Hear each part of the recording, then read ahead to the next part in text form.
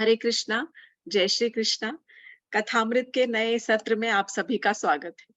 आज बहुत सुंदर कथा लेके आई हूँ।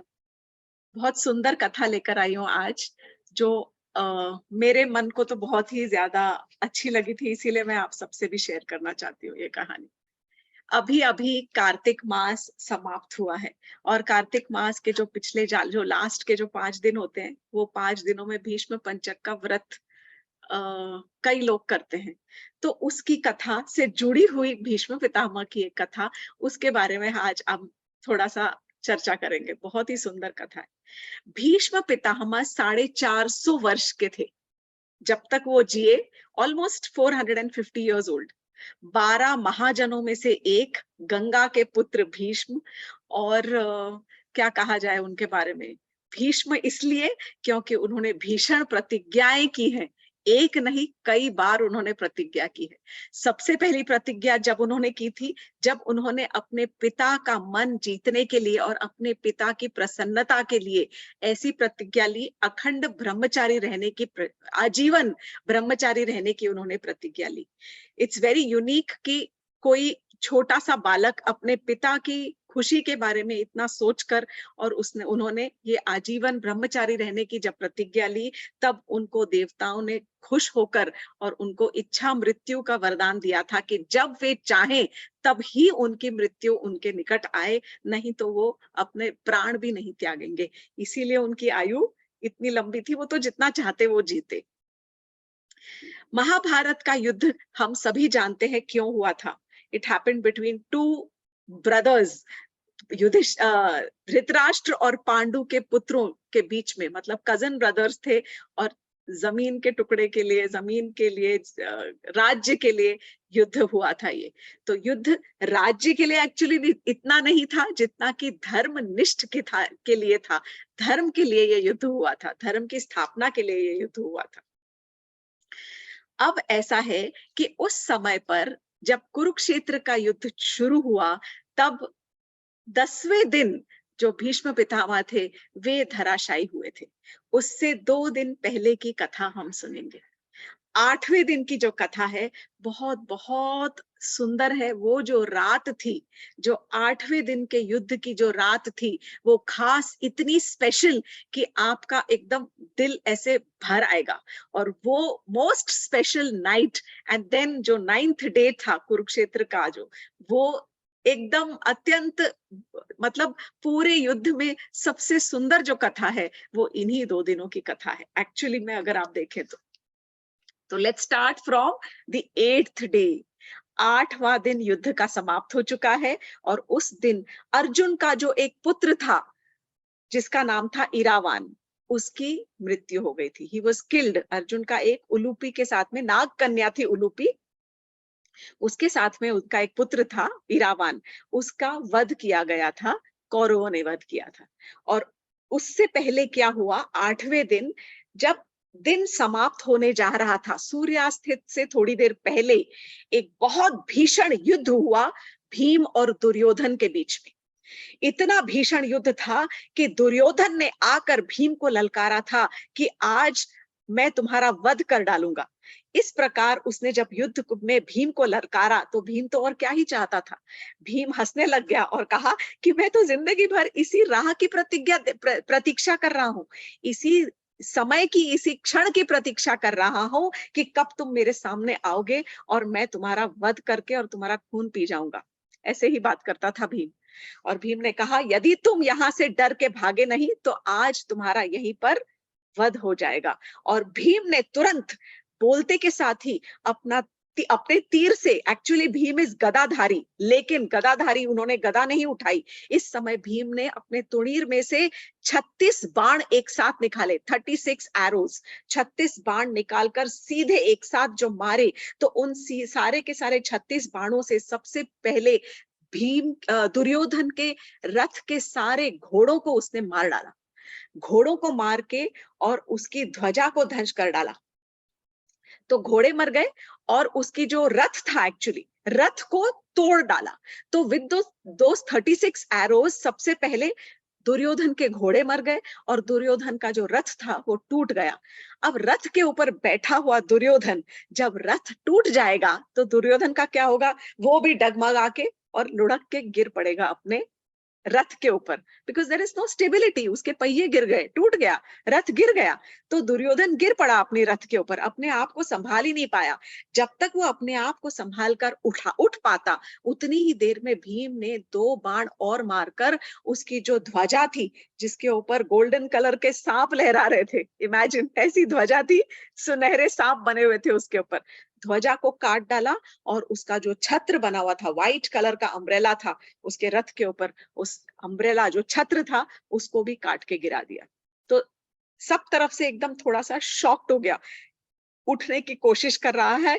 इतने में भीम ने तुरंत बहुत सारे और बाण मारने शुरू किए, जिससे दुर्योधन थोड़ा घायल हो गया और वो अपने आप को संभाल ही नहीं पा रहा था दुर्योधन। ऐसा लग रहा था कि अब मृत्यु मेरे निकट आ गई है और यहाँ मेरे प्राण निकल जाएंगे, उड़ जाएंगे और यहीं मैं शहीद हो जाऊंगा इसी युद्ध में। इतने में वहां पर उसको देखते हुए ही दुर्योधन का जो जीजा था, दुर्योधन की बहन दुश्शला का जो पति था जयद्रथ, वो अपनी रथ में आया और रथ से उसने तुरंत भीम का अटेंशन डाइवर्ट करके उसके ऊपर बाण चलाना शुरू कर दिया। तो भीम का अटेंशन जो था दुर्योधन से हटकर जयद्रथ की तरफ चला गया, क्योंकि वो भीम के ऊपर आक्रमण करने लगा। और इतनी देर में पीछे से जो उनके गुरु थे कृपाचार्य, वो कृपाचार्य आकर और उन्होंने दुर्योधन को उठाकर अपने रथ में डाला और वहां से भगाकर ले गए। और इसके बाद हो गया सूर्यास्त, and of the day of the 8th day of the Kurukshetra war.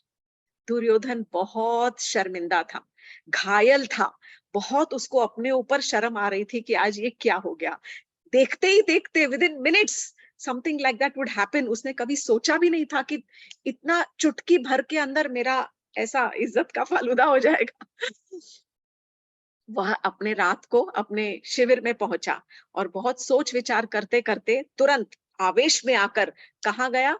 अपने मित्र कर्ण के शिविर में। और कर्ण के शिविर में जाकर, जख्मी था, थोड़ा खून बह रहा था जगह जगह से, और जाकर उसने कर्ण से कहा कि मित्र, आज जो हुआ वो बहुत, मुझे मुझे शर्म आ रही है अपने ऊपर। और उसने पूरी कथा कह डाली कि ऐसा ऐसा हुआ। और फिर दुर्योधन ने कहा, कर्ण, कल से तुमको युद्ध में आना ही पड़ेगा। अब ये ऐसा है कि कर्ण ने वचन लिया था कि जब तक भीष्म पितामह युद्ध पे कमांडर जनरल है, वो युद्ध का लीडर करेंगे, लीडर हैं, तब तक मैं युद्ध में नहीं आऊंगा। देयर वाज एक मतभेद था दोनों में। और जब तक भीष्म पितामह थे तब तक ये जो कर्ण है वो नहीं आ सकता था युद्ध करने के लिए। ऐसे समय में दुर्योधन ने कर्ण को बहुत कोशिश की कन्विंस करने के लिए कि नहीं, कल से तुम आओ। तो कर्ण ने कहा, नहीं मित्र, मैं नहीं आऊंगा। तुम एक काम करो, तुम जाकर भीष्म से कहो, भीष्म पितामह से, कि आप तो कर ही सकते हैं वध, और ये 8 दिन तक कर ही क्या रहे हैं? वो 8 दिनों तक अगर उन्होंने युद्ध में एक भी पांडवों का वध नहीं किया है, तो फिर वो या तो उनका वध करे या फिर वो अपने पद से उतर जाए और रिटायर हो जाए, तब मैं आकर तुम्हारा कमांडर बन जाऊंगा। दुर्योधन को ये बात जच गई और वहां से निकलकर सीधा दुर्योधन पहुंचता है कहां पर? भीष्म पितामह के शिविर में, उनके तंबू में, उनके टेंट में पहुंचा। भीष्म पितामह आराम से वहां पर बैठे थे। Now Bhishma Pitamah is like a great grandfather to Duryodhan, great grandfather to Arjun. उनके जैसे कि परदादा के स्वरूप है। कहाँ 450 वर्ष के वो, और ये तो must be around whatever 60-70 I think. तब उस समय दुर्योधन जब पहुंचा उनके शिविर में, तो पहले के साथ ही सबसे पहले भीष्म पितामह एकदम हैरान रह गए। उन्होंने कहा, आओ पुत्र, यहाँ आओ, और बैठ सबसे पहले बिठाकर उनके घाव के ऊपर मलहम लगाने लग गए। देखिए क्या बड़प्पन है, ये होते थे परदादा और दादा। तो उन्होंने सबसे पहले अपने ही पास, उनके पास लेप रखा था, खुद एक्चुअली हर्ब्स पीसे हैं, लेप बना के उनके घाव के ऊपर लगाने लगे। और लिखा है कि एक स्पेशल उनके पास लेप था, विशल्य कारिणी लेप, जो हिमालय से बूटी निकाल कर लाए थे। और वो लगाते लगाते और कह रहे हैं कि तुम्हें तो बड़ी चोट आई है। तब दुर्योधन ने कहा, भीष्म पितामह ये कुछ नहीं, हृदय पर ज्यादा बड़ी चोट लगी है, आप सुनिए तो क्या हुआ है। तो बोलो, बोलो पुत्र, क्या चाहते हो तुम, क्या कहना चाहते हो। तो दुर्योधन ने कहा, ऐसा लग रहा है कि हम तो पांडवों के अगेंस्ट एकदम असहाय हो गए हैं, हमारे तो हाथ ही नहीं हिल रहे, कुछ हम कर नहीं पा रहे। इतने दिनों में हमने एक पांडव को इतनी सी भी चोट नहीं पहुंचाई, और आप तो पितामह, आप में तो इतनी शक्ति है कि यदि आप चाहे तो आप तो असुरों को और देवी देवताओं देवताओं तक को युद्ध में हरा सकते हैं। फिर ये पांडव आपके लिए कौन सी चीज है, और आप किस चीज के लिए राह देख रहे हो, क्यों इनका वध नहीं कर रहे हो। तब भीष्म पिता ने कहा कि दुर्योधन बेटा, ये सही है कि मैं किसी से भी वध कर सकता हूं और किसी को भी मैं हरा सकता हूं, परंतु पांडवों के साथ में श्री कृष्ण है, और उनके साथ में सत्य है, उनके ऊपर सत्य का कवच है, इसलिए उनको कोई कुछ नहीं कर सकता। दुर्योधन ने कहा, मैं आपकी बात नहीं मानता, ये सब बेकार की बात है। मैं जानता हूं कि आपके दिल में सॉफ्ट कॉर्नर है इन पांडवों के लिए, और आप मुझसे घृणा करते हैं, इसीलिए आप पांडवों का वध नहीं कर रहे। Now this was like a direct खंजर जैसे घोंप दिया भीष्म पितामह के हृदय में, जब उसने कहा कि आप मुझसे भले घृणा करते हैं, शायद इसीलिए उनका वध नहीं करना चाहते हैं। तब उस समय, और फिर उसके ऊपर से ये कह दिया कि अगर आप मुझे घृणा के कारण और उनसे प्रेम के कारण उनका वध नहीं करना चाहते, तो फिर आप अपने पद से उतर जाइए, ताकि कल से मैं कर्ण को युद्ध भूमि में लीडर कमांडर बनाकर भेज सकूं, और वो सारी मेरी सेना का नेतृत्व कर कर, और फिर उसने तो वचन दिया है और उसने प्रतिज्ञा ली है कि वो पांचों पांडवों का वध कर देगा। ये बात भीष्म पितामह को बहुत ज्यादा तेज चुभ गई।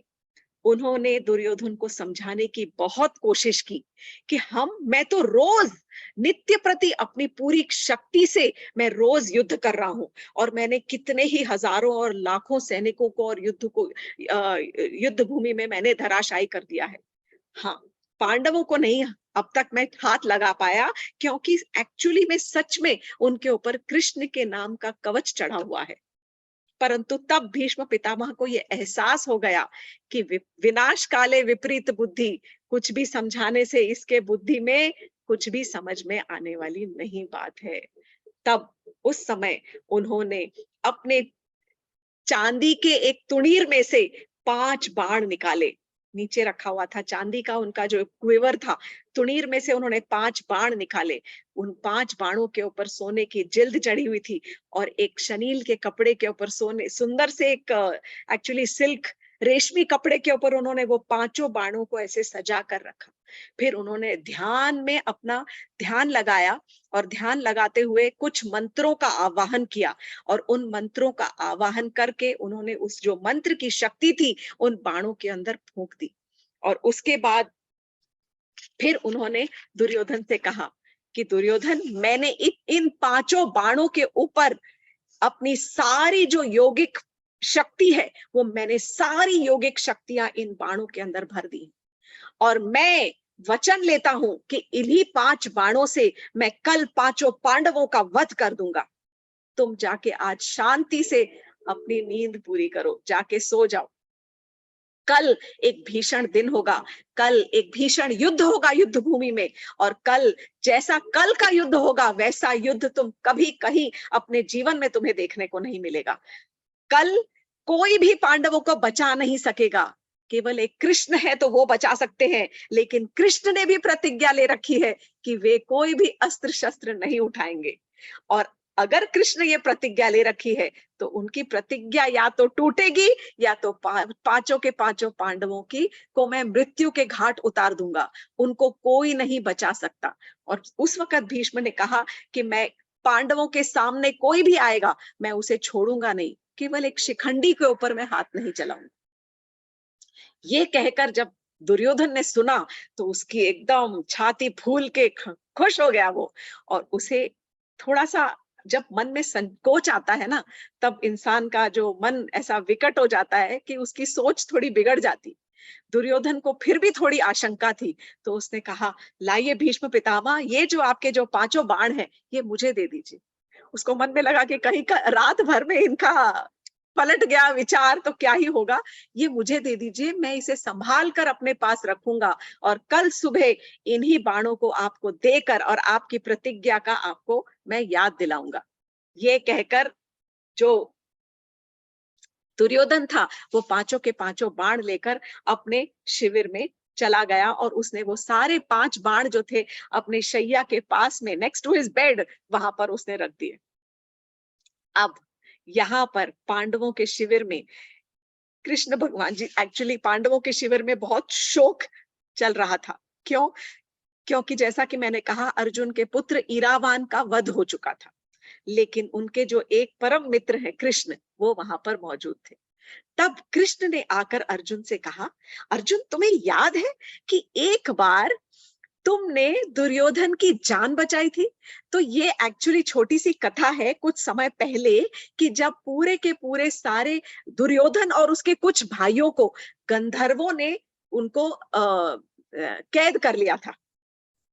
They had arrested him, और कैद करके, ये उसकी उद्दंडता के कारण, दुर्योधन की उद्दंडता के कारण, जैसा थोड़ा बदतमीजी था, बदतमीजी करने पर उतारू हो गया था और उसको अपनी शक्ति पर इतना घमंड हो गया था कि कुछ भी कर लो मुझे कोई बिगाड़ नहीं सकता। और इस कारण जब उसका गंधर्वों के साथ में कुछ युद्ध हुआ था, उन्होंने इसको बंदी बना लिया था। और उस समय जब अर्जुन को पता चला था, तब अर्जुन ने जाकर सारे उसके बांधवों को और दुर्योधन को गंधर्वों की कैद से छुड़ाया था। तब दुर्योधन का मन एकदम शर्मिंदा हो गया था, उस बहुत शर्मिंदा महसूस कर रहा था। और उस समय उसने अर्जुन से कहा था कि हे भ्राता, तुमने आज मेरी जान बचाई है, इसके लिए मैं तुम्हें एक वरदान देना चाहता हूँ। मतलब आई ओ यू अ बोन, मेरे ऊपर ये भार है कि मुझे तुम्हें एक वरदान देना चाहिए, जो तुम मांगो वो। तो अर्जुन ने हंसते हुए कहा था कि तुम मुझे क्या दोगे? चलो, एक वरदान तुम्हारा मेरे ऊपर उधार रहा, जब कभी मन आएगा तब मांग लूंगा। कृष्ण ने इस समय अर्जुन से कहा, अर्जुन तुम्हें याद है कि तुम्हारा एक वरदान दुर्योधन के ऊपर उधार है, यानी मतलब दुर्योधन का एक वरदान तुम्हारे ऊपर उधार रहा है, तुम्हें उसको उससे उसका एक वरदान लेना है बाकी। तो अर्जुन ने कहा, अरे छोड़िए ना केशव, क्या इनके बारे में? बोले नहीं नहीं, अब समय सही है, एक काम करो, अभी के अभी तुम्हें मैं जो बता रहा हूं वो सुनो। तब कृष्ण भगवान जी ने उस समय अपने मित्र कृष्ण अर्जुन से कहा कि तुम्हें पता है कि भीष्म पितामह ने 5 बाण निकालकर प्रतिज्ञा की है कि इन 5 बाणों से मैं पांडवों का कल विनाश करूंगा और उनको मृत्यु के घाट पहुंचाऊंगा। ये सुनकर उस समय द्रौपदी भी थोड़ी सिहर गई, और उस समय अर्जुन भी बोले, अरे छोड़िए, क्या बात कर रहे हैं केशव? तो बोले नहीं, तुम एक काम करो, इस समय सीधा सबसे पहले तुम दुर्योधन के शिविर में जाओ। सूर्यास्त हो चुका था, रात का समय था। दुर्योधन के शिविर में जाओ और उससे वो 5 बाण अपने वरदान के रूप में मांग कर ले आओ। अर्जुन कृष्ण की बात नहीं टालते थे। अर्जुन सीधा अपने वो जो श्वेत अश्व के ऊपर, घोड़े, सफेद घोड़े के ऊपर विराजमान होकर तुरंत घोड़ा लेकर और दुर्योधन के कक्ष में पहुंचे। ये उस समय की बात नहीं होती थी कि जब पीठ पीछे कोई खंजर भोंकता था कि भैया दुश्मन आ गया है, रात को निहत्था है तो चलो उसको मार डालो। नहीं नहीं, ऐसा नहीं था। They had rules to follow. सब कुछ एकदम, मतलब युद्ध जो था वो धर्म के हिसाब से होता था। ऑल्दो युद्ध हो रहा था धर्म के अगेंस्ट, मतलब क्योंकि धर्म फॉलो नहीं किया गया इसलिए युद्ध करना पड़ा, बट युद्ध जब हुआ तो धर्म नीति से ही हो रहा था। पहुंचा और उसको देखकर दुर्योधन भी आश्चर्यचकित रह गया। उसने कहा, अरे कहो कैसे आना हुआ? तब अर्जुन ने कहा कि दुर्योधन, तुम्हें याद है कि तुम्हें मुझे एक वरदान दिया था और कहा था कि बाद में, मैंने कहा था कि मैं बाद में ले लूंगा। तो उसने कहा हाँ हाँ, और दुर्योधन की आंखें जो थी वो झुक गई, क्योंकि जैसे ही उसको वो स्मरण हुआ वो समय का, तो उसे ग्लानि महसूस होने लगी, शर्मिंदगी महसूस होने लगी। बोले हाँ हाँ, मैं याद जानता हूँ, कहो कहो, मैं तुम्हारे लिए क्या कर सकता हूँ, तुम बताओ क्या चाहिए तुम्हें? तो बोले कि तुम्हारे पास में कुछ 5 बाण है मेरे ख्याल से, मुझे वो 5 बाण चाहिए। तो दुर्योधन थोड़ा शॉक्ड हो गया, हैरान था, लेकिन बिना झिझके, विदाउट एनी हेजिटेशन, इमिडिएटली वो गया और उसने अपनी शैया के पास रखे हुए वो 5 बाण जो उसने रेशमी कपड़े में लिपटे हुए थे, उठा के ऐसे उसने अर्जुन को दे दिए। और उसने कहा कि मुझे केवल एक बात बताओ कि तुम्हें इन बाणों के बारे में पता कैसे चला? तब अर्जुन ने कहा, मुझे तो कृष्ण ने कहा और जो कृष्ण ने क्या कहा वो मैंने किया। कृष्ण ने कहा उसके पास बाण है, जाकर ले आओ, इसलिए मैं मांगने चला आया। और ये कहकर अर्जुन वो बाण लेकर अपने साथ घोड़े में अपने शिविर में वापस चला गया। यहाँ पर आधी कहानी तो हम ही समझ सकते कि कहाँ खत्म हो गई। अगले दिन की। No no, there is much more interesting coming up.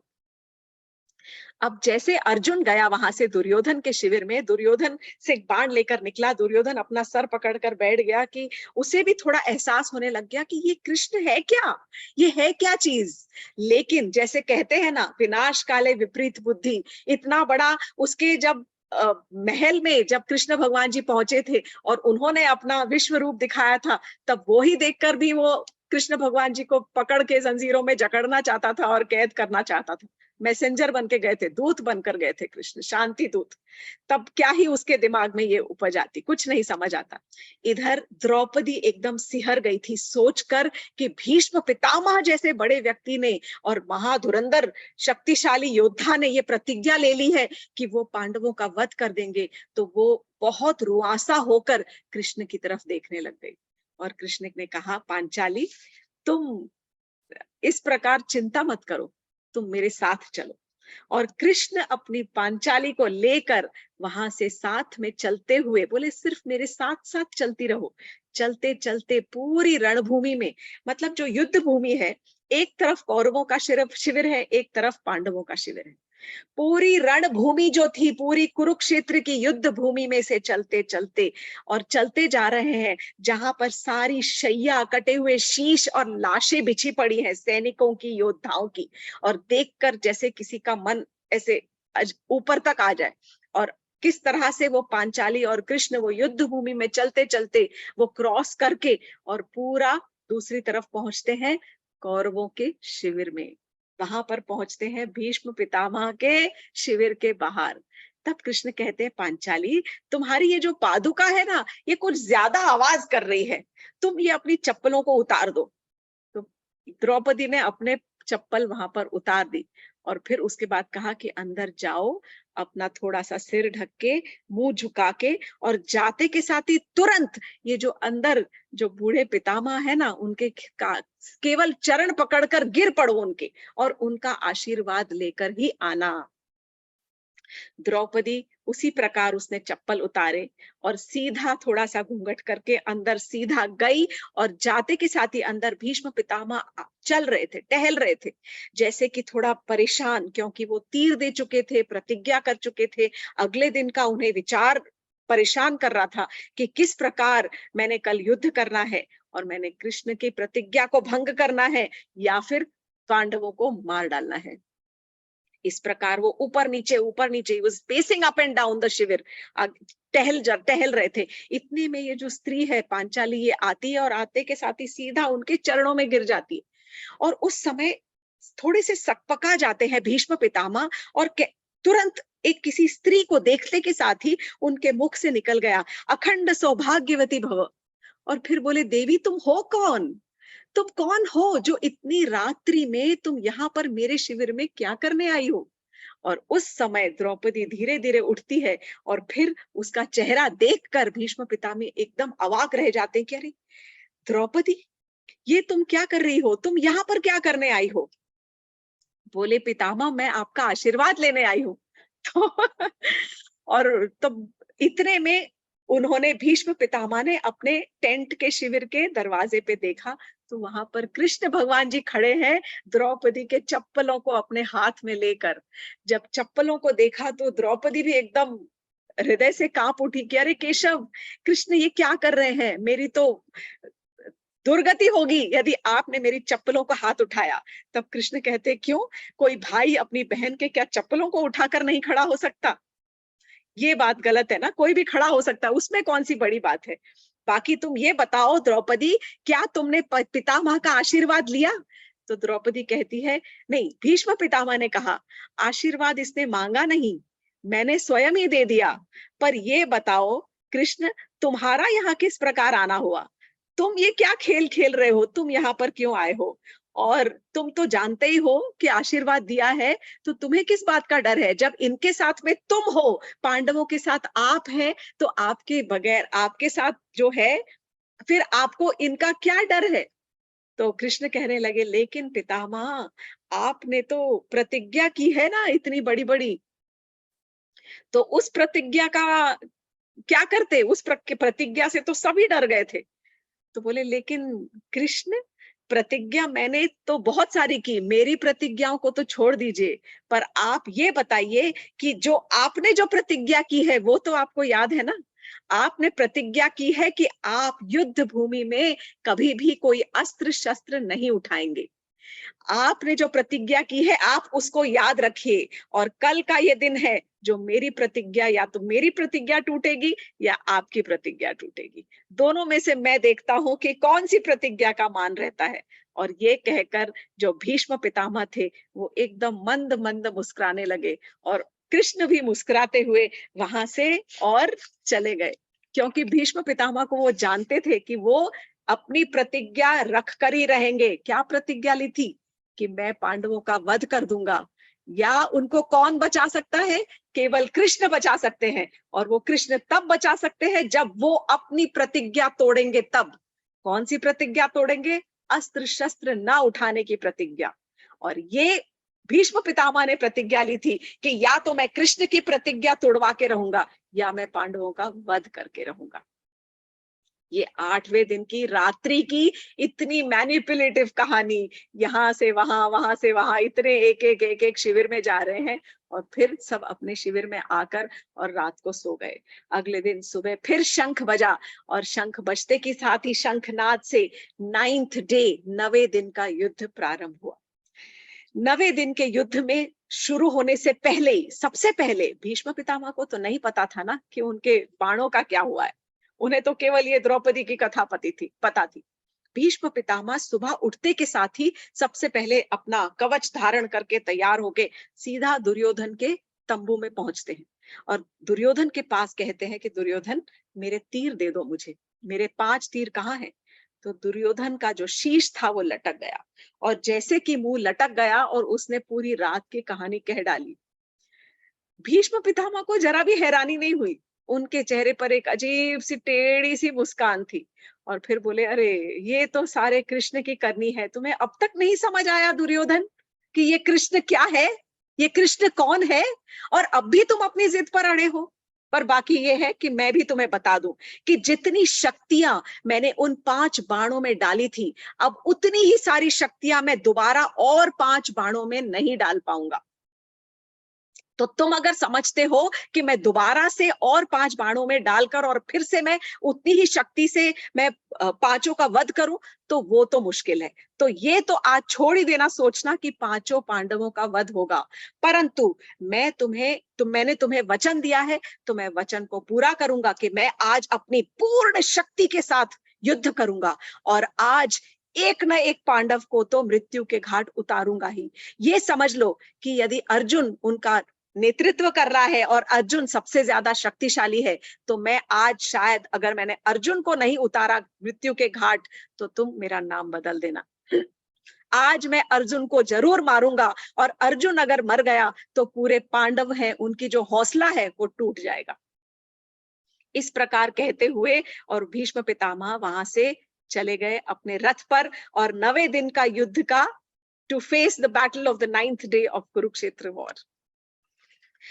Bhishma Pitamah पूरे पूरे जोश में थे। सबसे पहले उन्होंने उस दिन युधिष्ठिर के ऊपर अटैक किया। बहुत संक्षिप्त में, शॉर्ट में बताऊंगी, बहुत डिटेल डिस्क्रिप्शन। सबसे पहले उन्होंने युधिष्ठिर के ऊपर अटैक किया पूरे जोर शोर से। युधिष्ठिर में इतना दम नहीं था कि कोई, किसी में भी दम नहीं था कि वो भीष्म पितामह के आक्रमण को झेल सके। तो उसको बचाने के लिए तुरंत क्या होता था कि अगर if there is a combat, अगर एक दो जनों के बीच में युद्ध चल रहा है, तो बीच में से कोई और आकर अगर यहाँ पे अटैक करना शुरू कर दे, ए और बी के बीच में, ए के ऊपर, तो ए हैड टू फेस द सी, उसके ऊपर अटेंशन डाइवर्ट करना ही पड़ता था। यहाँ अगर भीष्म और युधिष्ठिर के बीच में युद्ध चल रहा था और बाणों की बौछार हो रही थी, भीष्म पितामह रुक ही नहीं रहे थे, तभी कुछ और योद्धा आ गए, धृष्टद्युम्न आ गए, कुछ और योद्धा आ गए और उन्होंने वहां पर संभाल कर भीष्म पितामह के ऊपर आक्रमण किया। तब युधिष्ठिर वहां से चले गए। इस प्रकार होता था। तो युधिष्ठिर के ऊपर आक्रमण किया, फिर वो चला गया। उसके बाद उन्होंने अपना पूरा फोकस भीम के ऊपर डाला। फिर इसी प्रकार कोई और एक जत्था आ गया और उन्होंने भीष्म पितामह का अटेंशन डाइवर्ट कर दिया और भीम वहां से चला गया। तब भीष्म पितामह ने सोच लिया कि अब सीधा मेरा जो रथ है वो सीधा अर्जुन के रथ के सामने लेके जाओ और मैं उसी के साथ आज युद्ध करूंगा। जोर शोर से आए और खूब जोर से उन्होंने बाणों की बौछार करनी शुरू कर दी। खूब जोरों से, इतनी धूल उड़ रही थी, इतनी धुआंधार। और भीष्म पितामह को देखते के साथ ही अर्जुन जो था उसके अंग शिथिल पड़ने लग गए। उसको वैसे ही घबराहट होने लग गई कि अरे ये तो मेरे पितामह हैं, ये तो मेरे परदादा हैं, मैं इनके सामने बाण कैसे चलाऊं। जैसे कुरुक्षेत्र युद्ध होने से पहले उसके सारे अंग शिथिल पड़ गए थे, उसी प्रकार सेम वे ही was not able to fight with his full potential. वो अपनी पूरी शक्ति से युद्ध करने में असमर्थ था उस समय। तब जब कृष्ण भगवान जी ने देखा कि ये जो मेरा योद्धा है, जो मेरा परम मित्र है, मेरा भक्त है अर्जुन, वो शिथिल पड़ रहा है और यहाँ पर भीष्म पितामह बाण पे बाण चलाए जा रहे हैं, कितना ही वो रथ को करे। तब कृष्ण भगवान जी थोड़ा उत्तेजित होने लग गए और उन्हें आने लगा क्रोध। और कृष्ण भगवान जी ने उस समय ये समझ लिया और ये प्रण कर लिया कि आज तो मैं ही इस गंगा पुत्र भीष्म का वध कर डालूंगा। और उन्होंने जोर से ये कहना भी शुरू कर दिया। अर्जुन कांप गया, लेकिन फिर भी भीष्म पितामह के बाण रुक ही नहीं रहे थे और अर्जुन बाण चला ही नहीं पा रहा था।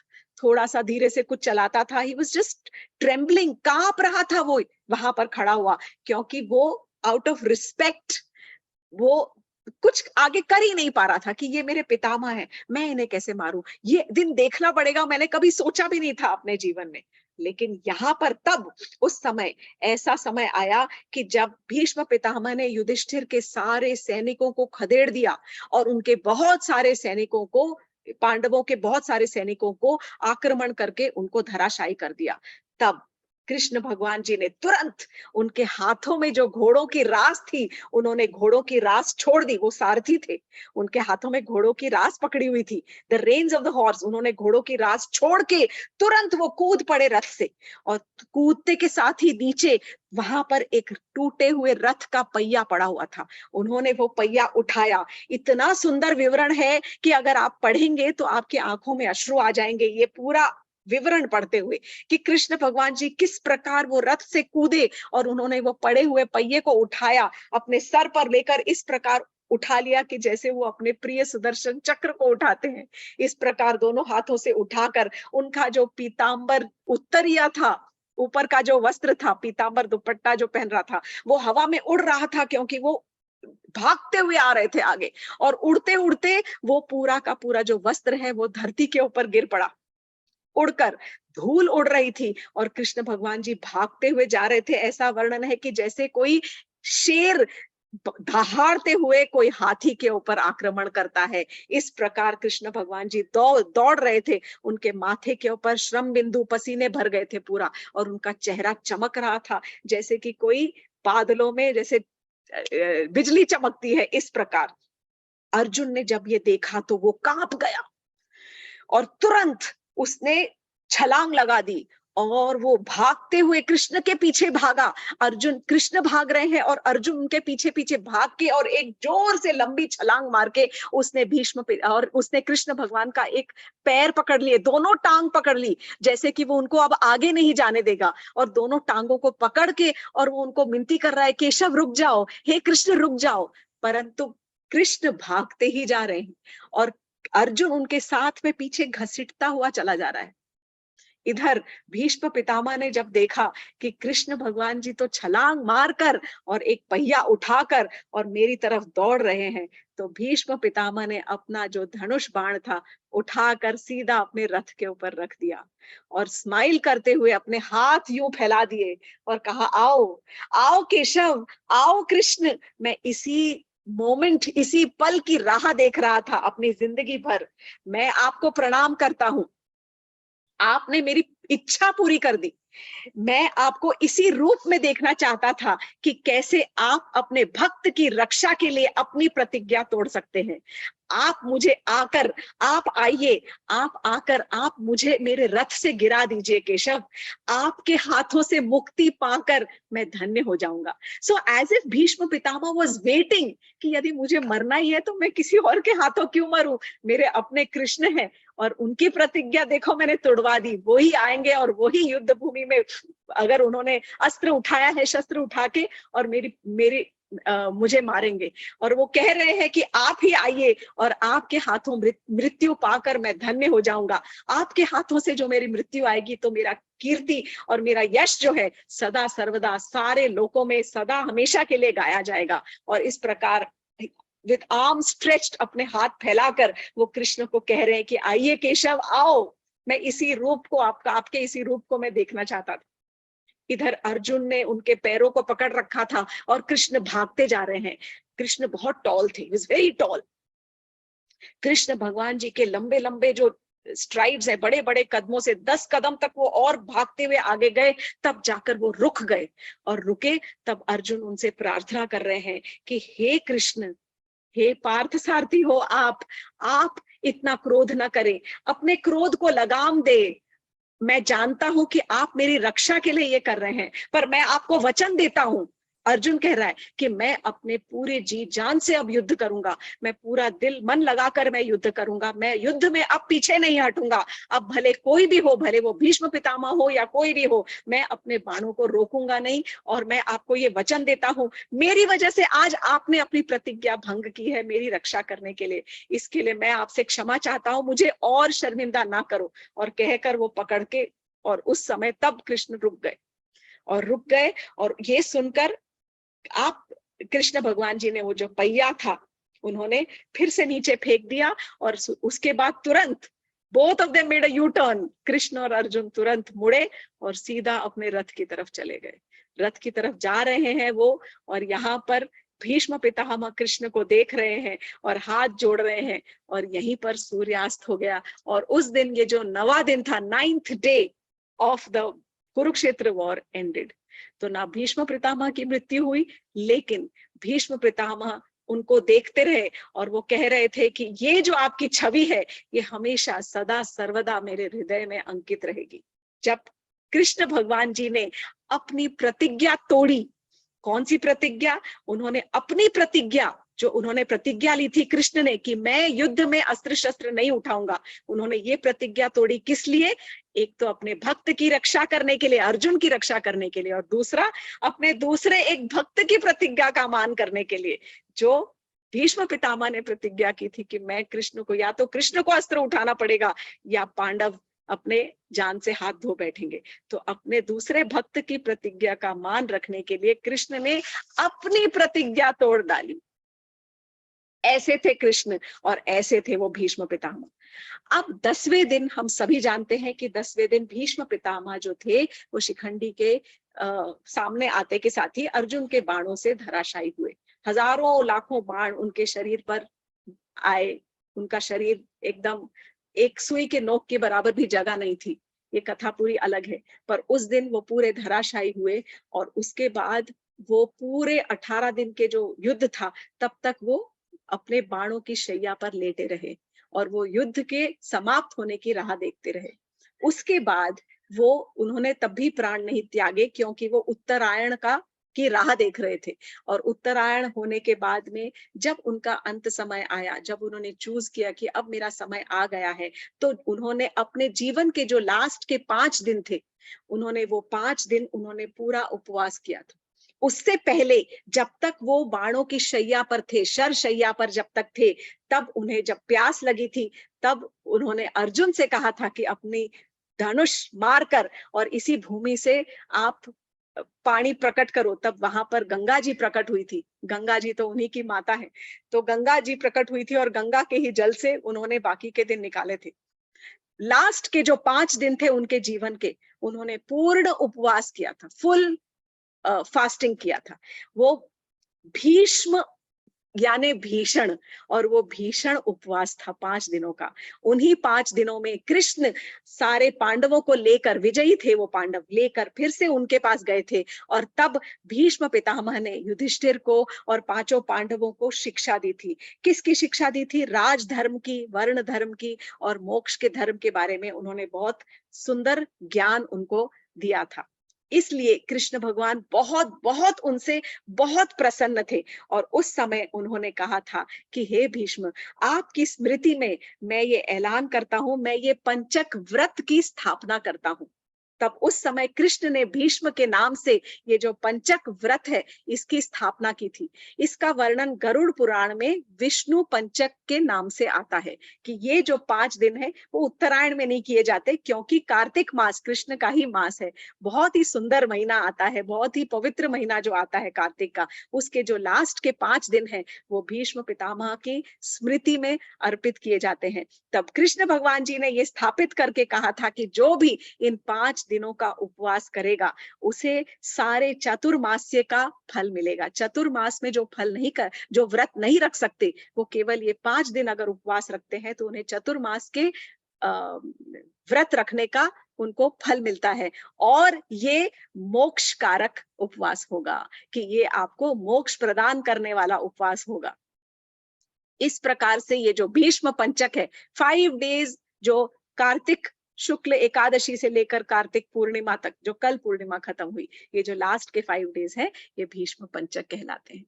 इस समय पर उनको अर्घ दिया जाता है और उपवास करके जो भी। सो ये भीष्म पितामह की ही स्मृति में कृष्ण भगवान जी ने ये स्वयं इस व्रत की स्थापना की थी। ये भीष्म जो हमने कथा सुनी है भीष्म पितामह की, बहुत सुंदर सुंदर, ये तो बहुत ही स्पेशल है, क्योंकि he was a special devotee. 12 महाजनों में उनका नाम आता है, तो कहाँ ही क्या उनका कैरेक्टर और क्या उनका पूरा जो आजीवनी है। It's not that he did not make mistakes, but still he was very very dear to Krishna. वो कृष्ण के बहुत प्रिय थे।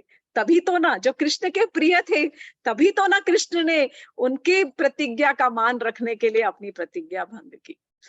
तो जैसे मुझे इतनी सुंदर लगी, आई एम श्योर, आशा करती हूँ कि आपको भी ये कथा बहुत अच्छी लगी होगी।